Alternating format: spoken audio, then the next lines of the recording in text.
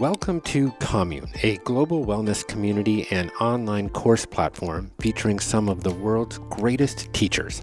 We are on a mission to inspire, heal, pass down wisdom, and bring the world closer together. This is the Commune podcast, where each week we explore the ideas and practices that help us live this healthy, connected, and purpose-filled life. So if you're hunkered down at home right now, this may be a good time to check out our course platform, where you'll find programs from Marianne Williamson, Deepak Chopra, Russell Brand, Wim Hof, Brendan Burchard, Adrian Mishler, and many other brilliant personal development and wellness luminaries, including my wife, Skylar Grant. I get in trouble if I don't mention Skylar. Our courses span yoga, meditation, spiritual development, functional medicine, recovery, and social impact. Essentially everything you need to be holistically well. Just go to onecommune.com. If you are one of the superheroes on the front line, a healthcare worker, food provider, a scientist, a government worker, you will be stressed to your limits psychologically and physically, and even 30 seconds of deep breathing and grounding can help you stay centered and focused. We need you and we support you. So if you are someone on the front lines and can benefit from a meditation course on your phone in your pocket, please email me at jeffk@onecommune.com, and I will be happy to set you up with access. Thank you for your service. My guest on the show today is on a mission to transform the industrialized food culture into one that supports healthy people and a healthy planet. His name is Ocean Robbins. Ocean is the author of numerous books, including Choices for Our Future, A Generation Rising for Life on Earth, The Power of Partnership, the co-author of Voices of the Food Revolution, and most recently, The 31-Day Food Revolution. In 2012, Ocean founded the Food Revolution Network, which now has more than 500,000 members working for healthy, sustainable, humane, and delicious food. On today's show, we talk about the relationship between immunity and a healthy diet, regenerative agriculture, localization, actionable solutions to address factory farming and monoculture, and we hear about Ocean's unique family history and its relationship with food and how that shaped his life's work. My name is Jeff Krasno, and welcome to Commune.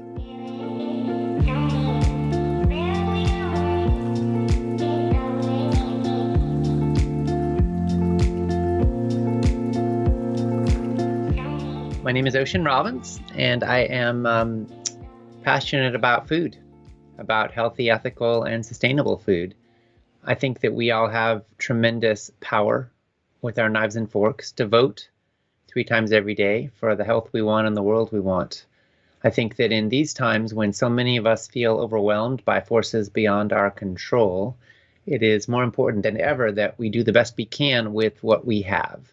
I want to help all of us to move from feeling like apathetic victims of what's going on in the world to active participants, to leaders, to claim the power we have to make the best choices we can. And it turns out that every bite we take is a vote for the health of the world we want. And I want to help make that vote a conscious one so that we can sustain greater health and vitality and wellness in our body, and also participate in building a healthier world for future generations. Beautifully said. And I love your message of empowerment. I was talking to Paul Hawken, who is a legendary environmentalist and penned a playbook for drawdown, particularly targeted towards global warming.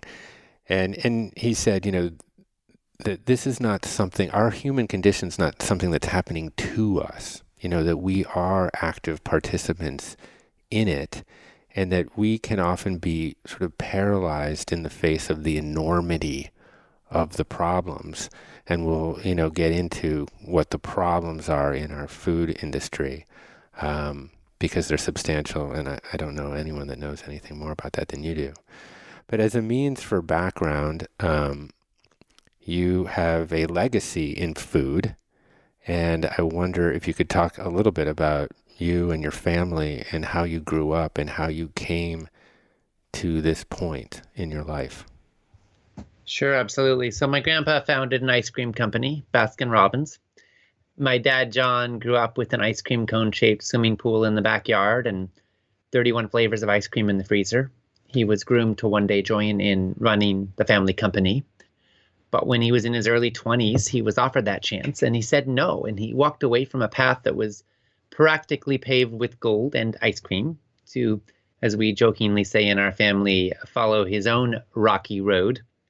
He ended up moving with my mom to a little island off the coast of Canada after walking away from the family fortune and building a one-room log cabin where he and my mom grew most of their own food, practiced yoga and meditation for several hours a day, and named their kid Ocean. That would be me, of course. They almost named me Kale, and this was before kale was cool. So I have to say, for the sake of my social life, I'm grateful they took the more conservative route when they named their son. But we did eat a lot of kale and cabbage and carrots and onions and other veggies from the garden. And as I got a little older, my dad ended up researching the food industry in which he had grown up and coming out with a series of best-selling books like Diet for a New America, which inspired millions of people to look at their food choices as a chance to make a difference in the world. As fate would have it, one of his readers ended up being my Grandpa Irv, who read Diet for a New America around the age of 70. His doctor gave it to him and told him he should read it if he wanted to live, because my grandpa had serious diabetes, heart issues, weight issues, other health problems. And my grandpa read it, he followed its advice, and he got tremendous results. He ended up giving up sugar, giving up most processed junk, giving up most animal products, and eating a lot more whole foods and fruits and vegetables. He reversed his diabetes, he reversed his heart disease, he lost 30 pounds he needed to lose, his golf game improved 7 strokes. So we've really seen in our family that when we follow the standard American diet, we get the standard American diseases. We've also seen what can happen when we make a change. And in my own journey, inspired by my grandpa's legacy of leadership and making big things happen, and my dad's legacy of leadership and standing for integrity and showing what's possible with healthy food, I founded a nonprofit when I was 16 and worked with young leaders all over the planet in 65 countries, mobilizing youth to become part of making the world a better place through activism and food issues, and then ended up deciding after 20 years running the nonprofit to focus directly on food. Because as I traveled the globe, I saw that everybody eats and that what we're eating is having this enormous impact all over the planet and all over the world. The American way of processing food and marketing food and growing food with pesticides and GMOs and McDonald's and KFC and Baskin Robbins is spreading.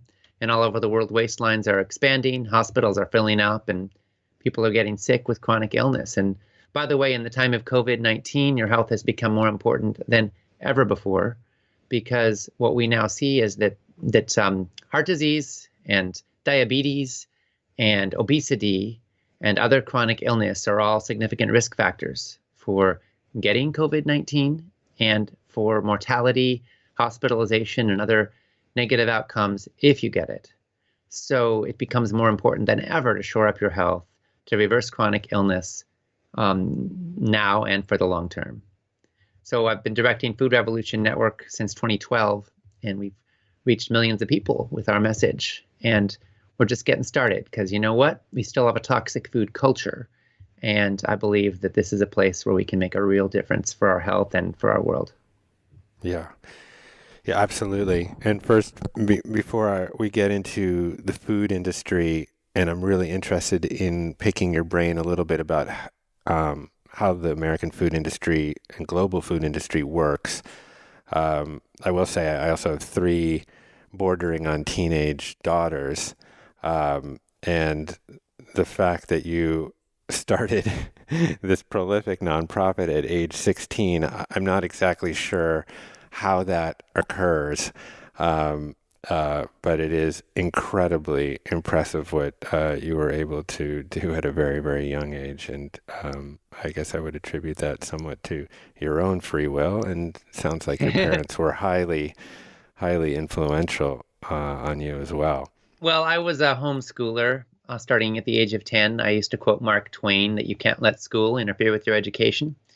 And I started a bakery when I was 10 as part of my homeschooling project. So I sold natural baked goods door to door around the neighborhood and actually ended up on the front page of the Santa Cruz Sentinel newspaper. The headline was, "Boy isn't very rich, but he's got dough."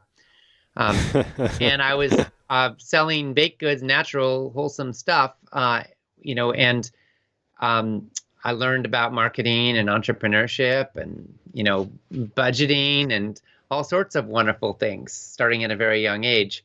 And I think that built a kind of confidence in me that kind of stayed with me. And so eventually I moved on from the bakery business, but never lost my passion for following my passion.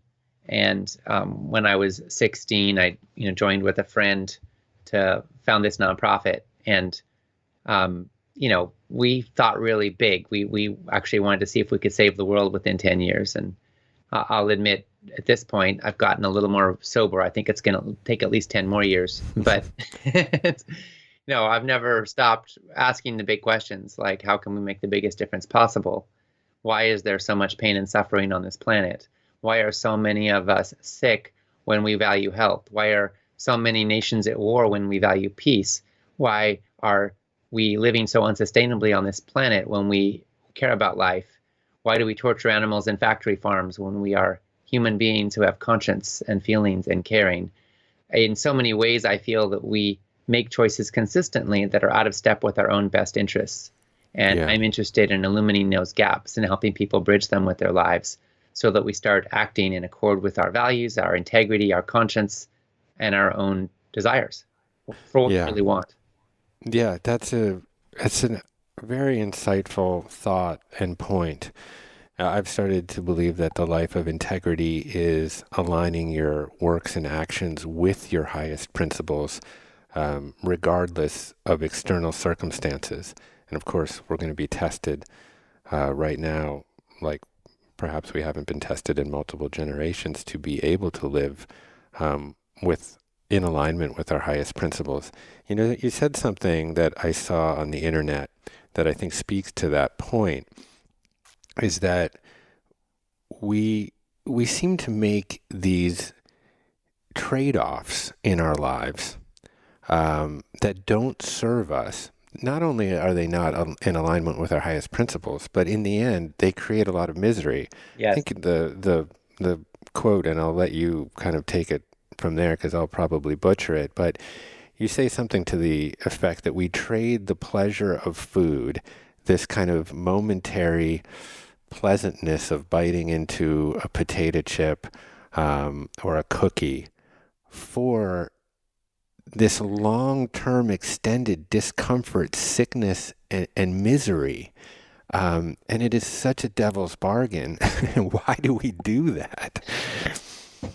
Well, we were wired from long ago in our ancestry to we weren't really wired to think 50 years downstream, and if you could get sweet fruit or high calorie food, then that would be more likely you would survive. Sweet things were sweet because they were healthy, because they were ripe, because they were ready. We didn't have processed added junk and sugar back in the time of our ancestors. So our taste buds evolved to like sweet things. Our taste buds evolved to like high calorie things because the more calorically dense a food was, then the more nutrition we would get that would help us survive. And the trouble is that the processed food industry has hijacked our taste buds and our biology for profits. A lot of us associate junk foods with pleasure. And no doubt about it, ice cream tastes pretty good, no doubt about it. So do potato chips to a lot of us, but last time I checked, cancer didn't feel so good. Carrying an extra 50 pounds didn't feel so good. being lethargic and miserable, being caught in brain fog, having digestive pain, feeling miserable doesn't feel any good at all. And in fact, the average senior has lost 50% of their taste buds. So when you eat the standard American diet, in the long run, you actually have less pleasure even in your mouth because your cardiovascular function is compromised, because your cellular regeneration is compromised. And so over time, your world gets smaller and smaller and smaller. Some people call it the pleasure trap. I personally don't care for that term because I'm all about pleasure. I just want healthy pleasures that help me have more pleasure, more aliveness, more joy in life. I'm not interested in taking away anybody's pleasure. I want to add to it. My question is, how do we really add to it so we can have the most pleasure possible in this existence of life? And I say that healthy pleasures that come from healthy food are the way to go. Yeah. Yeah, it's an interesting point that you make that I suppose our cultural evolution has outpaced our biological evolution in the sense that, as you point out, when we were hunter-gatherers foraging about on the Serengeti and we come across a fig tree, we are wired to essentially devour and binge as many figs as we possibly could in that moment before some larger beast would come along and kick our ass, or we would, flee off, across the plains. And in a way, that biological wiring, as you say, has been hijacked by the food industry. So I'd love for you to maybe take some time to talk about kind of how the American food industry functions. Sure, absolutely. And we have a food industry where most of our food is grown with pesticides, hormones, antibiotics, synthetic junk, artificial fertilizers. Our animal products are coming from factory farms where the animals are essentially tortured. They're living in abject misery. And we have a food industry that is hyper-processing our food, stripping it of its vitamins, its minerals, its fiber, adding additives, flavorings, preservatives, colorings, sugars to it, and then putting it in plastic, shipping it all over the world. And we wind up with the most nutritionally inferior food supply in the history of humanity.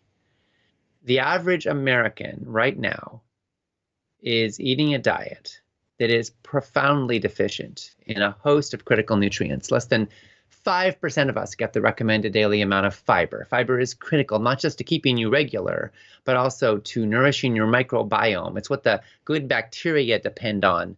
So you wonder why so many people have leaky gut, have digestive problems, are not getting the proper nutrition from their foods. Well, a lot of it comes back to our guts, and that comes back to not feeding the good guys in your gut with the fiber that they need. We have a nutritional wasteland when it comes to getting a lot of the other vitamins and minerals that we need today because we're eating so many of our calories that are coming from processed junk, bottled oils, white flours, factory farmed animal products, instead of real, wholesome, natural food. So we're eating a lot of calories, more calories than ever. The average American gets about 500 to 1,000 too many calories per day, but we are starving to death for some of the nutrients that we most need in order to thrive. So some people wonder why they're always hungry. Well, maybe there actually are some nutrients that are straight up missing. When you base your diet around whole, organic, real, natural foods, when you eat lots and lots of vegetables and wholesome plants, you can fill up your plate with all the kale and broccoli and veggies you want. No need to go on a diet ever, ever, ever. You will thrive if you eat lots and lots of vegetables. And unfortunately, it isn't just toxic for humans. It's also destroying our planet. We are depleting our topsoil at a terrifying rate. According to UN researchers, we have 60 years left of farmable soil on planet Earth. A lot of our topsoil at the end of the day is carbon that is going into our atmosphere. In fact, a great deal of the climate change impact is coming from agriculture, and it should be the other way around. We should be sequestering our carbon in the soil, pulling it out of the atmosphere. With ever-growing numbers of people, ever more depleted resource ecosystem bases, and climate change, we're on a fast track towards mass starvation. I don't think it's a matter of if, but when, unless we change our course and change it dramatically. But the good news is we can turn all of that around. We can create an agricultural system that is nourishing to our bodies, where the soils are rich and nourished, where we sequester carbon out of the atmosphere, where we conserve more water because healthy soil doesn't need as much water, because it holds the water better, which means it's less prone to floods. We can create a more ethical food system where we stop torturing animals in factory farms. We can eat less meat, and that can save resources. It takes about 12 pounds of grain or soy to make 1 pound of feedlot beef in the United States today. It takes about 2,500 gallons of water to make 1 pound of beef in the United States today. When we eat lower on the food chain, we can save an enormous amount of water. We can save topsoil. We can save land. 85% of agricultural land on planet Earth is being used for animal agriculture right now. If just theoretically humanity went vegan tomorrow, we would save enough land to equal the amount of land area of all of the United States, China, India, the European Union, and Australia combined. That's how much land we would free up if we just went vegan. Now, I'm not saying everyone's going to go vegan tomorrow, but my point is we can save a lot of land when we eat lower on the food chain. And that can free up precious resources. It can make more space for forests. It can help change the world for the better in profound ways.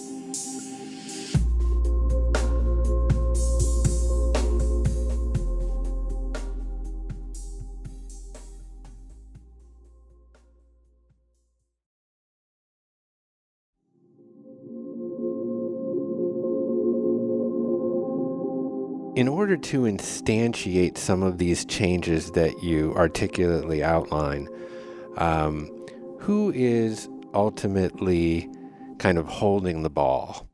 So I was in a conversation a few years back with leadership from a lot of the major food companies in America. And one chat I had with a senior vice president of Nestle has really stayed with me. They're actually the largest food company on earth. And she was telling me, she said, I'll be honest with you, when it comes to health, we haven't really made it a priority in our products. Our goal has been to make it accessible and affordable for as many people as possible to have access to tasty food for their families, ideally as convenient as possible. And we have chosen to put health on the back burner. And then she said, but the other thing is that we have come out sometimes with lower sodium, lower fat, less processed options, and they haven't sold well. Yeah. And it struck me that it doesn't do you or me any good if a major food company does the right thing and then goes out of business for it, right? What's that going to do for our world? So we have to create the market to drive the change. That inspires food companies to do the right thing. And that's not the whole picture, but it is an important part of the picture. When I think of like how you describe sort of the life of a cookie, for example, which is grown in Iowa in some kind of industrial corn that gets harvested and processed into some form of corn syrup that then gets, bought by some food manufacturer that then processes a cookie product and packages it up and puts it in a bunch of plastic and puts it on a truck into a DC, and then from a DC to a shopping, to a grocery store. I mean, the amount of waste that is created along that life of a cookie just so you can eat it and give yourself a momentary burst of pleasure. But as we discussed before, feel the long-term after effects. I wonder if there isn't just the possibility of a new story where, maybe we question some of our assumptions around globalism and return to a more kind of local, decentralized form of living. And I wonder, as you survey, the kind of modern or the current landscape of the pandemic. Yes. I wonder what you see in it. Well, it is interesting that we're all having to localize in a profound way right now. I mean, so many people are staying home, and for good reason. It's really, I think, also illustrating how dependent we are on long supply chains. We see products that are shipped all over the world, and we see suddenly when we notice stores out of stock of certain things, we realize, wow, we just took it for granted that those things would always be there. Yeah. When they're not, we realize, oh my gosh, we're so dependent on them for our survival. And so one maybe possible silver lining that could come of this would be more self-reliance, more local self-sufficiency, and frankly, more focus on health, because I think in the time of COVID-19, your health is more important than it's ever been before. And so, I mean, I'm looking for silver linings, obviously, because the landscape is also bleak and it's a painful time we're in. Yeah. But I'm interested in how we can make something good of it, because a tragedy is a terrible thing to waste. Yeah, that's well put. If one of the blessings is that we recognize our mortality and take our lives a little less for granted, maybe that would be a blessing too, because none of us know how many days we have on this earth. None of us know how many days our loved ones have on this earth. So let's use our mortality and the reminder of our mortality to bring more love, more consciousness, more integrity, to clean up our relationships and our communications, to more fully author the lives we want. Yes, that's beautiful, Ocean. Beautifully put. Yeah, I mean, as I hunker down with my family right now, up in the Santa Monica Mountains in Topanga, with the cleanest and clearest air that's been in LA for 30 or 40 years because nobody's driving. I can't help but feel insanely fortunate and lucky.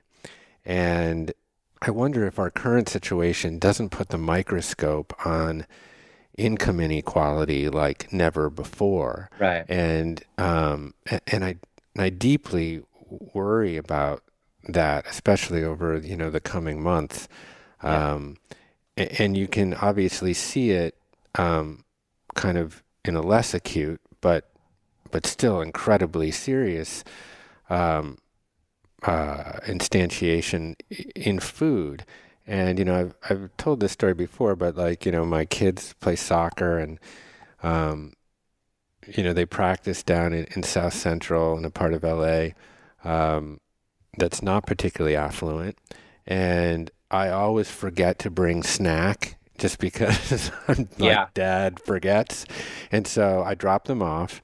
And then I've got to run around and find an appropriate snack for the kids on the soccer team.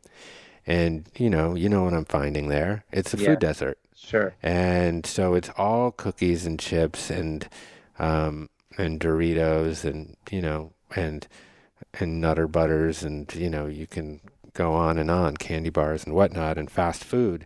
Yes. And so just the access is so highly limited. And, I worry about that too with COVID-19, whether it's going to disproportionately impact,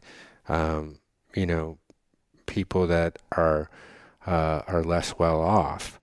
So statistically, in the United States, the poorer you are and the browner you are, the more likely you are to eat a diet that is getting the majority of its calories from processed junk and factory farmed meat and sugar.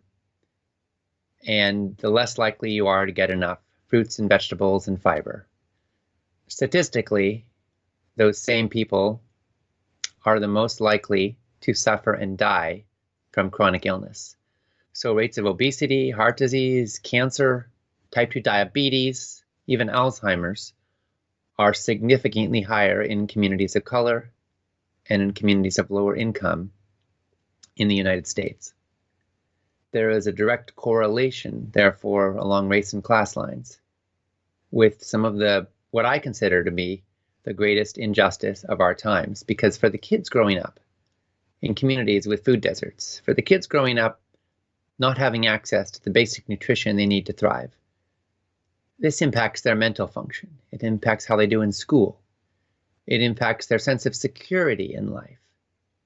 We have tens of millions of kids growing up without food security. They literally not just living paycheck to paycheck, they're living meal to meal. We have 30 million kids that are dependent on the school meal program for their basic caloric nutrition. And so to me, this does highlight wealth inequality, as does the fact that half of all Americans are living paycheck to paycheck. So literally, in the time of COVID-19, absent sudden support, they literally have no options for survival, like paying rent, like buying food becomes untenable within a few weeks of lost work. That's how on the edge we are for a large portion of our population.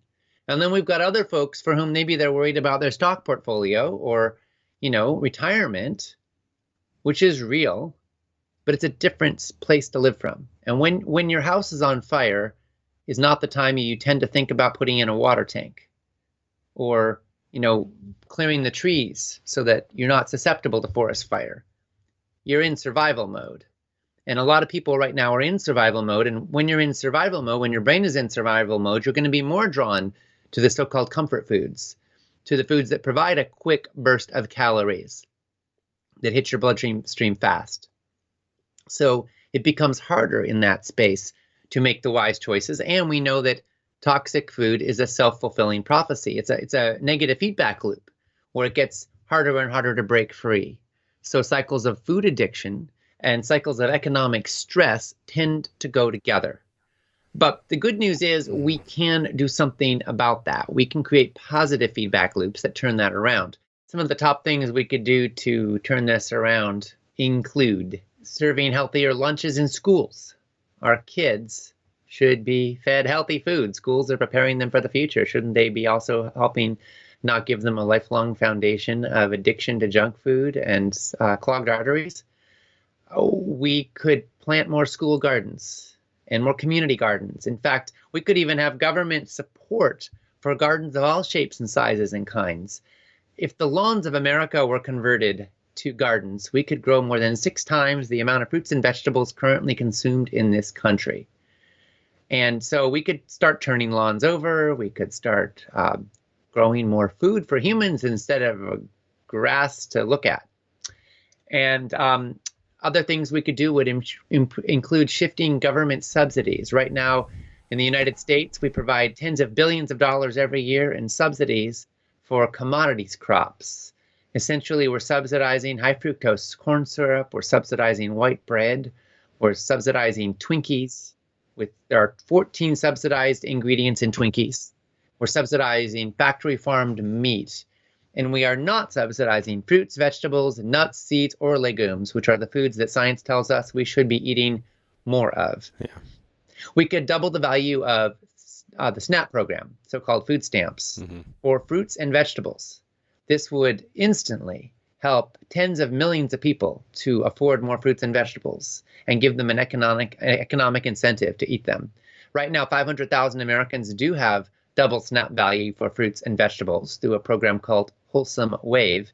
It's a test project. And what we're seeing is that when people get double value for fruits and vegetables, they buy more fruits and vegetables, they eat more fruits and vegetables, they're healthier because of it, and their communities stock more fruits and vegetables. Talk about food deserts. Well, guess what? Joe liquor store owner, Joe 7-Eleven owner, is not going to have any incentive to stock a bunch of broccoli and cabbage and mushrooms if it's just going to go rotten in the fridge. So we need to create the incentive and the buying power to drive that healthy food into those communities where it's needed. And part of how we do that is with policy shifts that incentivize doing the right thing. We could also make sure that doctors learn about nutrition in medical school. Right now, the average physician gets less than 19 hours of nutritional education in all their years of medical training, and most of that focuses only on specific nutrients and what happens when you don't have enough of them. It doesn't look at actually how to help patients eat well. I say that a doctor not learning about food is kind of like a firefighter not learning about water. But unfortunately, that's the norm today. We could change it. We want to change it. We could make sure that hospitals can only serve healthy food. We could do so much if we wanted to. We could incentivize economically farmers, creating metrics for them to track carbon sequestration, so that when they take carbon out of the atmosphere, they get a bonus. And they then have an incentive to measure their carbon and their soil and to deepen their topsoil and to sequester that carbon. There are practices that could do it. If we create the economic incentive, we can help fight climate change. And so when we start to put some of these practices into action, and perhaps we could also ban some of the worst practices of factory farms. We could ban the routine use of antibiotics in our factory farms. When we make these changes, we can start to save water and sequester carbon and boost the health of humanity. We can start to take a slash out of our medical spending, which is now 19% of gross domestic product in America. We can create a healthier population so that even in pandemics come along, we have stronger immune systems and we're better able to cope and respond effectively. We can create a more robust economy where less of us are living chronically sick. Our hospitals can actually have less strain on them because there are less sick people. And these are steps we can take that could make a profound difference for all of us. We know how. Now we just got to do it. That is inspiring. I love it, and it's so clear that the solutions are at hand. In a lot of these areas, as we've discussed, in a lot of these food deserts, even if SNAP has this kind of 2-for-1 with fruits and vegetables, sometimes you can't even find them. Yep. But if you can redeem food stamps online, then there can be a local distribution center that can get you organic, healthy, fresh food and vegetables to your house. But as you say, most of the time where people can essentially redeem their SNAP benefits, it's the local bodega or liquor store, but that there are these solutions, and Right. You're such an incredibly articulate and powerful messenger for these solutions. Thank you for that. Well, thank you. There is a lot we can do, and that's what I love about food. I mean, there are so many problems in the world that can feel unconfrontable and overwhelming to us. What can one person do? Sometimes we feel not so much like a drop in the bucket, but a drop in the ocean. Yeah. But when it comes to food, you and I really do have immense power. Obviously, we can't change the entire food system all by ourselves, but we can be on the right side of history. We Yes. can be an expression of our conscience and our integrity and our values. And in that process, we can at least true ourselves with who we are. Yeah. I wonder, just in closing, if you wouldn't mind telling us a little bit about your own diet, because one thing that I've noticed about you now, getting to know you today on this call, but in all of your video content, which is prolific online, is that you have a tremendous amount of vitality. You speak with a lot of energy, and that must reflect kind of an energetic body and an energetic state of being. So I wonder, what do you put in there to get so much vitality and vigor and vim out into the world? Oh, goodness. Well, of course, food plays a big part. I eat a predominantly whole foods, plant-centered diet. I eat lots and lots of vegetables. I try to make every calorie count. I mean, I indulge a little bit in the occasional, bit of something extra, little chips or something. Potato chips are kind of my weak spot, but I'm talking about like once every couple weeks. I'm not talking about every day. I eat often, I'll be honest with you, my breakfast is leftovers from the night before. I just, sometimes dinner was good, so why the heck should we have to have something different for breakfast? And so I'll eat a lot. We eat in our household a lot of lentils and legumes and vegetables and spices. Spices are kind of what makes food come to life and gives it a variety. And so learning how to use spices effectively is good for your palate, but it's also really good for your health, because spices are so nutritious. They're so full of antioxidants and amazing nutrients. And then I eat a lot of fruit, actually. according to some research, we are more deficient in fruit than vegetables. Now, I'm not talking about like apple juice or orange juice. I'm talking about real fruit, like actual fruit that you chew. Berries. I eat a lot of frozen berries. Just love to snack on them or add them to things, smoothies sometimes. I eat lots of hummus with vegetables, using hummus as kind of a dip. Sometimes we sprout our own garbanzo beans and make hummus that way. Sometimes we actually buy it. We have a community-supported agriculture program, so we get a weekly huge delivery of vegetables from that. And our kind of family game is we have to eat them all before the next one comes. So there's a little extra soup making going on late in the week. Sometimes we cheat and freeze some soups, but that's paying it forward, right? And I eat whole grains. I love quinoa. I'm concerned about the arsenic in rice, so I eat some rice for sure, but I lean more into quinoa, millet, buckwheat for grains. Potatoes, sweet potatoes. Love those sweet potatoes. Sometimes I'll have sweet potatoes with some flax oil and umeboshi vinegar, maybe some turmeric or chili on top, or cumin. Interesting to put spices on there. Sometimes I'll we make our own, hummuses or things to put on there as well. Lots of options, but bottom line is when you make friends with a healthy kitchen, it gets easier and easier to do the right thing. And the key is healthy habits. So at this point, for me, my healthy habits are deeply ingrained enough that it's not effort, it's not labor, it's the path of least resistance. I'm grateful for that because I grew up this way. But if you didn't grow up this way, if you don't have those healthy habits, don't despair. You can do it. You can, and the good news is your taste buds change. Literally, you secrete different saliva as you get used to vegetables, and they start to taste sweeter. They start to taste better. So stick with it and build those healthy habits, and it'll get easier and easier. Awesome. Well, I think on that hopeful note,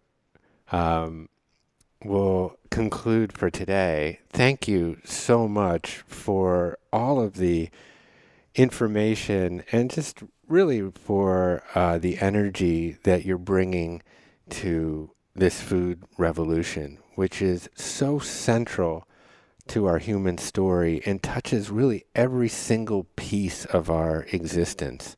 We're so grateful for you to obviously be on the show, but just to have you as a functioning member of a global society, spreading this message. So thanks, Ocean Robbins. Thank you, Jeff. If anyone wants to follow up with me, check out my book, 31-Day Food Revolution, Heal Your Body, Feel Great, and Transform Your World. You can also join in the Food Revolution Summit at foodrevolutionsummit.org. My dad and colleague John Robbins and I interview 24 of the top food experts on the planet. We share those interviews completely for free. Again, go to foodrevolutionsummit.org to sign up and join in. In the time of COVID-19 and in all time, your health needs to be a priority, and we're here to help you make the healthiest possible choices you can.